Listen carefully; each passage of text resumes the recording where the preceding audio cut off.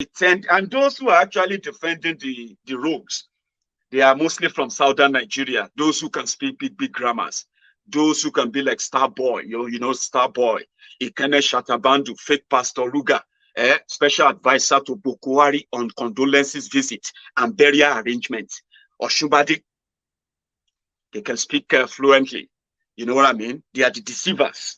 They are the speech writers.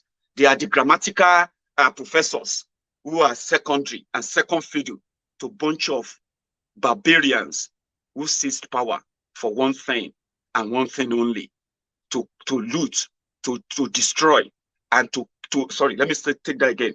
They came to loot, to destroy, to divide, and to kill. It's okay. Off your mind, it's okay. Off your mind, Chai! Now wow, people wey suppose talk truth to power don't off mind. And if we talk, now 500,000 they go summer us, call them hate speech.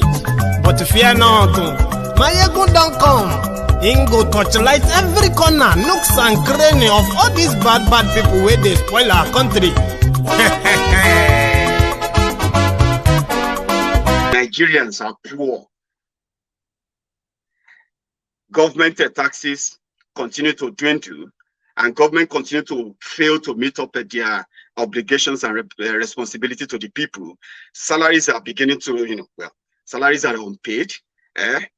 So they now choose a project that will cost you over, let me put it roughly, maybe cost you over 400 to 500 billion naira on a borrowed money to a place that had no economic value to Nigeria. So let's start with this, because every day, you know one thing, every day, as much as some of you will continue to love, to pretend that maybe Nigeria will work. Maybe, all of you, maybe the maybes, yeah? And those who continue to tell you that, yeah, you can continue to hope on this falsehood, on this fake, it go be. But no matter how much you wait, no matter how much you try, there are elements in that rigged system that will continue to frustrate that. And you wish that if it is just about the frustration that has no consequences, it will be a bit manageable. But their negligence, their failure, you've been seeing the consequences of that. So every now and then, these guys proves those who believe, who knows that Nigeria will never work. No matter what you do, no matter how much you try, no matter how good you are, no matter how legit you try, I mean, how sincere you are, it's not going to work. They will continue to prove that to you by all these kind of investments that are not really in the interest of the generality of the people of Nigeria. Do you know that in 2017, it was only 15 states out of 36 states in Nigeria that were considered viable, okay? Out of 36 states, including Abuja, 37. Only 15 were considered to be viable, that can manage to survive if anything happens that they don't get any money from Abuja. The remaining 17 states in Nigeria, they will collapse. They will go bankrupt, right? And God knows what will happen after that. So the 15 states that can survive in Nigeria, that was in 2017, though, is worse now. Only 4 of them come from the northern Nigeria. Only 4. Nigeria as it is right now, let's divide Nigeria by north and the south. The northern Nigeria, out of 36 states in Nigeria, they control 19. The southern Nigeria controls 17. Now, in fact, don't let me put it down. Yeah, okay. Yeah, now 19. only 4 of them can survive without money from Nigeria.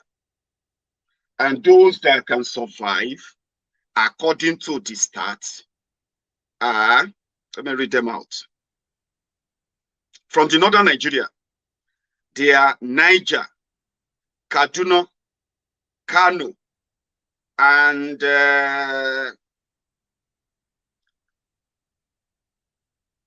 Bauchi. Those are the likely states that can manage to survive in Nigeria. So the rest of Nigeria now rely, 11 of those states are from the southern Nigeria. Meaning if anything happens to Nigeria tomorrow, only 4 out of 19 states in the northern Nigeria will likely survive on their own. While in the southern Nigeria, 11 will survive conveniently. So this is the sheer misery of Nigeria. And how do you share the misery? When they prioritize things that are not in any direct benefit to the people they claim to be leading. The result shows that insecurity has escalated, poverty has ballooned into the never seen before level in Nigeria. What would you expect from a responsible government or responsible politicians to do for their country, right? You would expect them to invest more in their people, in their country. But that is not the case of Nigeria. Nigeria has gotten to a stage whereby your federal government, your state government, in this 2021, right? Before now, they said 15. As we speak right now, I don't think you have up to 5 states that can survive on their own in Nigeria. Probably 0 from the northern Nigeria now that will survive on their own. That, like I said, we always prove those who continue to tell you that Nigeria will never work.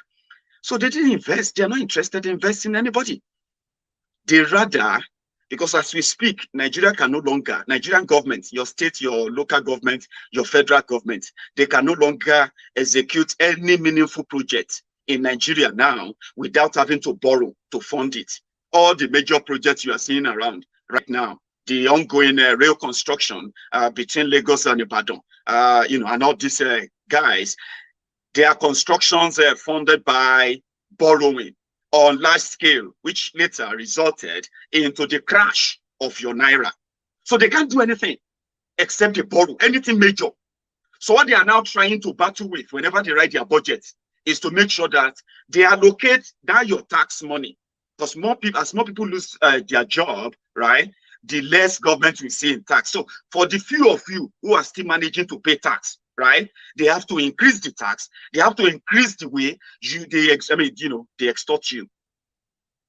So when they budget for themselves, because they know that whatever they are doing around the country right now is based on borrowing, which they have their weak naira to back up. They don't even have the naira to back anything up. So they budget for their offices, they budget for their own salaries, emoluments, feeding allowance, travel allowance, reading newspaper allowance, and the rest. But you would expect them at least to invest in the areas where they can get economic return on those investments, since it is borrowing. Who, in his right senses, will put together 2 giant projects to be funded and financed by borrowing? Number one, they are now constructing pipeline. Yeah, they are drilling. They are laying pipeline from Niger Delta. Huge one, very huge project. They are laying a pipeline from Niger Delta, and they will be transporting. Yeah, they will be pumping oil from Niger Delta, transporting the oil down to Niger Republic, Niger.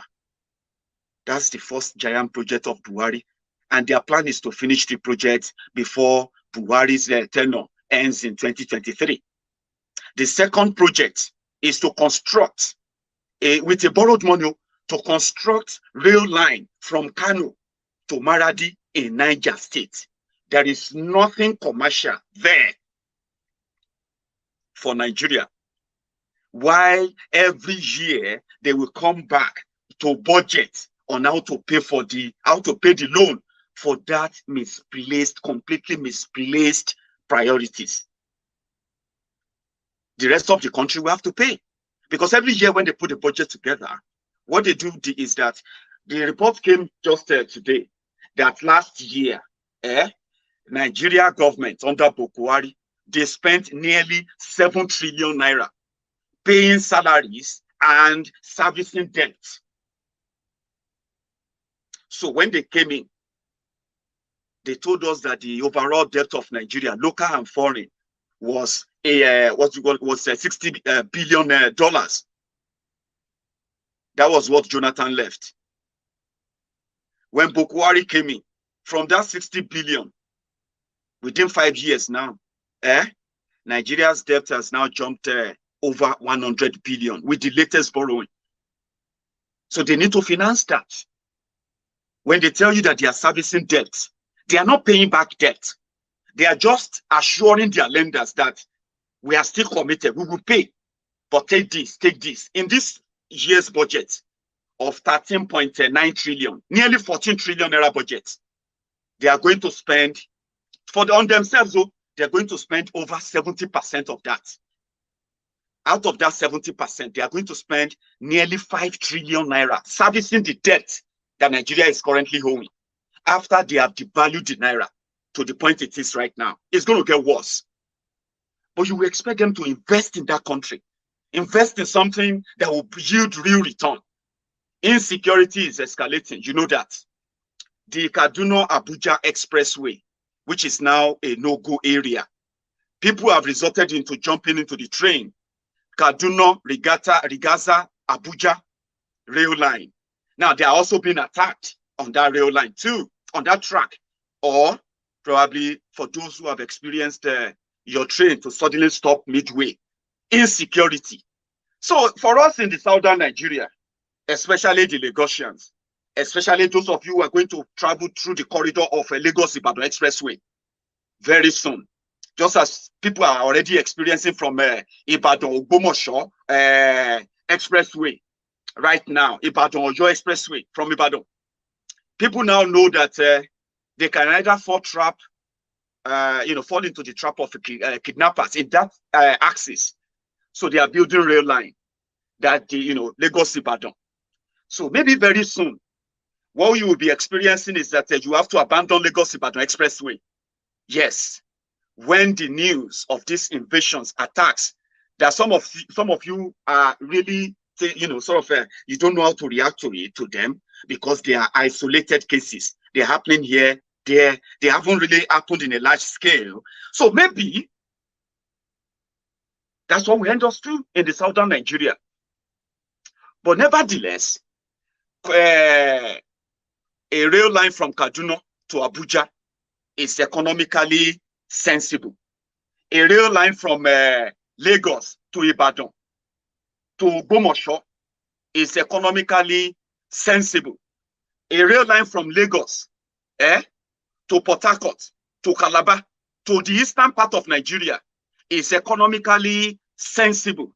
A rail line that will move from Lagos or from port to port in southern Nigeria, the place that we consider the area that is currently feeding Nigeria, while they turn the rest of the northern Nigeria to terrorist haven.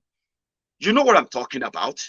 You can't tell me that there is a progress or there is any progress expected from areas that are boiling, where people are turning to refugees, where villages are being ransacked. You can't tell me that there's economic economic return that comes to from that to the benefit of the people of the area. Tell me about it.